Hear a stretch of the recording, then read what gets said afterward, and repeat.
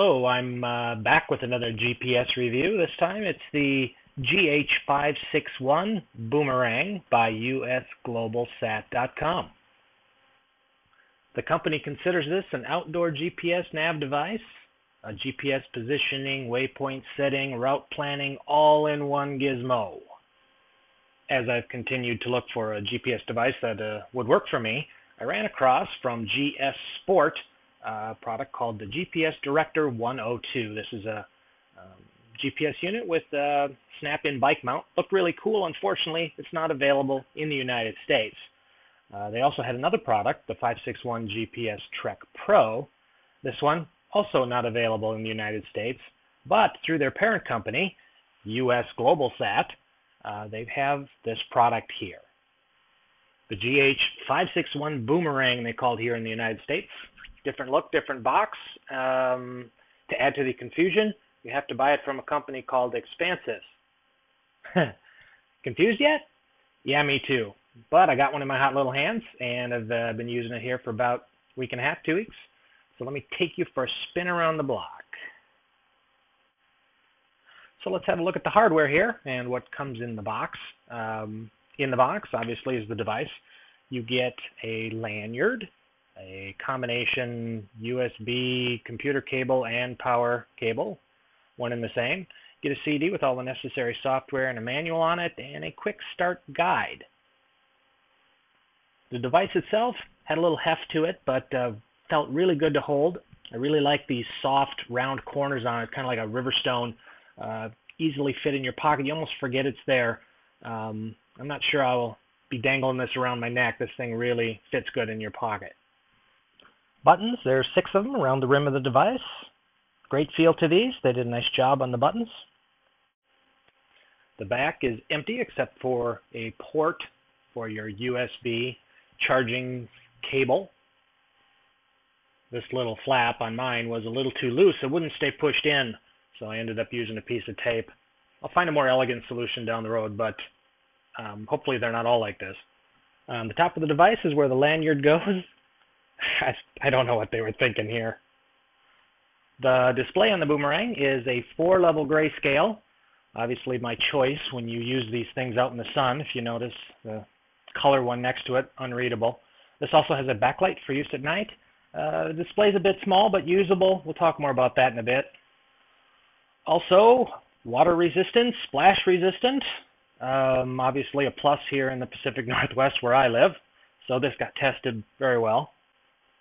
And last but not least, this has a sealed-in rechargeable battery. Now, some of you may be very excited to hear this. I am not of that camp. I prefer to use regular batteries for a device like this. High-drain devices and things I use every single day, like a cell phone, yeah, maybe. Not this device. On the flip side of that, when it comes to rechargeable batteries, they did a lot of things right with this one. They first off used a very modern, high-tech battery, lithium polymer rechargeable. I have to say, this thing seemed to last forever on a charge. Impressive. Another benefit to this is this type of battery doesn't mind being topped off, and you don't have to worry about creating a memory in the battery. So you know they don't provide a charger in the box, but they do go with a worldwide standard. They use USB, so not only can you plug it into any computer, there's also a host of devices that you can buy, or you probably already have laying around the house that accept USB, whether it's in a car charger or something for your cell phone. Just make sure you read the little voltage on the outside of the charger to make sure it fits your device. But lots of options. And they even sell one themselves to shut people like me up that can power your device and recharge it with regular old batteries. $15, I think. Before we jump into the next section, we'll leave you with a little advice. I believe that rechargeable batteries require maintenance. Here's some advice from Chef's School of Hard Knocks. You can take it or leave it. In my reviews, I like to throw out the sales pitch, what they say it can do, and then check and see if it really can. Well, this product is kind of a ghost, and all they've really said is this is a waypoint setting, route planning, GPS positioning, all in one outdoor device. So let's see if we can live up to those. far as the outdoor rugged part, I know it's water resistant. It feels solid. I use a screen protector, and so should you. As far as the fringe GPS locking, the device itself, when it's like a cold start, would take about 30 seconds to figure out where it was in the world and the time, that type of thing. Subsequent startups were very fast, and the device just seemed to snap to it. Didn't seem to matter where I was. I could be in the darkest, deepest woods out here, which is pretty thick, and yeah, it locked on very quickly. To give you some idea what I'm talking about here, I thought I would go into the walk-in closet, shut the door, and show off the backlight. To my surprise, I turned it on. Boom. Got a satellite lock. Yeah, 8 or 9 satellites popped into view through the roof. Really impressive. Really impressive. Of course, you can, with a push of a button, get your raw coordinates. These stay updated as you move around. The device has extensive settings that you can go in and change, using degrees and minutes or degrees, minutes, and seconds. Device also will show updated UTM, XY. I don't even know what that is, but it can do it. The next sales point was waypoint setting. The device is supposed to have 10 waypoints, each with its own little cutesy picture. For example, you get off the bus. You want to mark the bus, you find the picture of the bus, you save that waypoint, you go on your way. When you're ready to come back, you say, take me back to the bus, and the arrow and the compass and the GPS all work together and point you back to the bus stop. While the little pictures sound good in theory, in reality, it just doesn't work that well. I ended up using them in the last device I had, also had the little pictures. I simply used them in the order they were listed, so I knew the sequence that I had set them. It was easier than using the pictures. I was happy to see when I finally started this device up for the first time that the little pictures were gone, replaced by not just 10 waypoints, but 100 waypoints that were settable, just 2 clicks of the buttons, very fast. You can, if you're in a tight area where you need lots of waypoints set, click, click, click. Or the way I like to use it is to leave the device off in my pocket. When I wanted to mark a spot, I would remove it from my pocket, turn it on, set a waypoint, shut it back off. It's very fast. It automatically jumps to the next one. You don't have to do anything but hit 2 buttons. Slick. And if you were out hiking and you needed something more than just a sequential number, this allows you to go in and actually give that waypoint an icon and a custom name. It'll still be listed sequentially. 1, 2, 3, bridge, 5, 6, 7.